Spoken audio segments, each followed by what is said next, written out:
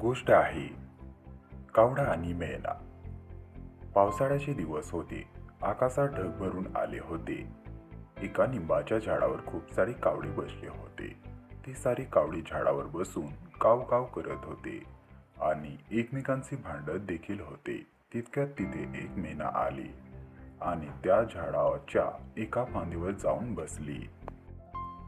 मैनाला झाडावर बसले पाहताच सगळे कावळे भांडण विसरून मैनावर धावून आले. बिचारी मैना त्यांना म्हणाली, आज खूप अंधारू झालंय, त्यातच मी माझ्या घरट्याचा रस्ता पण विसरली आहे. मला कृपया इथे राहू द्या. सगळे कावळे एकसुरात ओरडले, नाही नाही, ही आमची बसायची जागा आहे. आज तू इथे राहू शकत नाही. मेना म्हणाली, झाडे तर ईश्वराने सर्वांसाठी बनवले आहे. मी खूप छोटे आहे. तुमच्या बहिणीसारखी मला इथे कृपया राहू द्या, असं म्हणाली.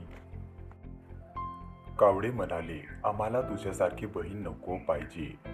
तू देवाचे नाव घेतेस ना, मग जा त्या ईश्वराकडे आसरा मागायला. इथे कशाला तडमडायला आलीस? तू जा, नाही तर आम्ही तुझ्यावर तुटून पडून आणि तुझा जीव घेऊन टाकून. कावळे हे आपणसात नेहमीच भांडणे करतात. आपल्याला नेहमी पाहायला मिळते. नेहमी कावकाव करतात आणि एकमेकांशी भांडण करतात. रोज सकाळी आपल्याला किंवा संध्याकाळी पाहायला मिळतात. मात्र दुसऱ्या या कोणत्या पक्षाविरुद्ध मात्र ते एकत्र होऊन लढतात. पण हे खरे आहे. मेण्याच्या बाबतीतही तसेच झाले.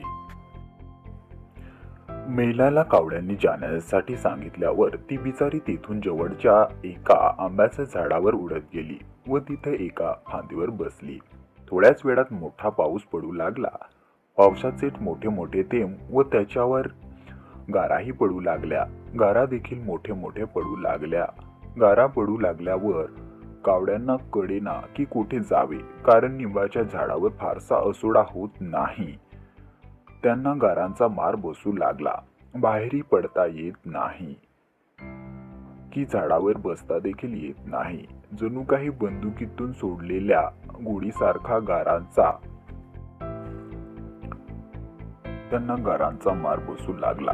इकडे मेना ज्या झाडावर बसली होती त्या आंब्याच्या झाडाची एक फांदी तुटून खाली पडली.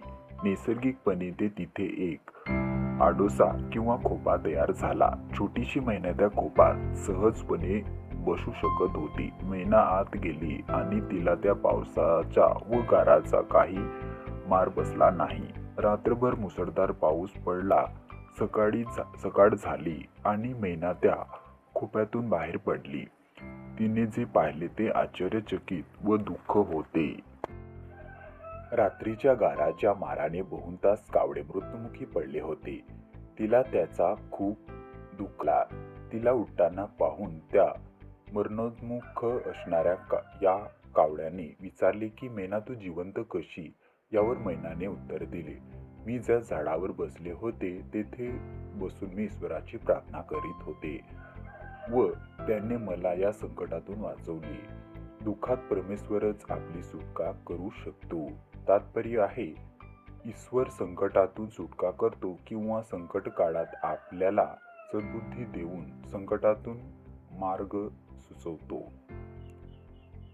ही गोष्ट कशी वाटली कमेंटमध्ये नक्की सांगा आणि असेच नवनवीन व्हिडिओ पाहण्यासाठी या चॅनलला सबस्क्राईब आणि व्हिडिओला एक लाईक नक्की करा.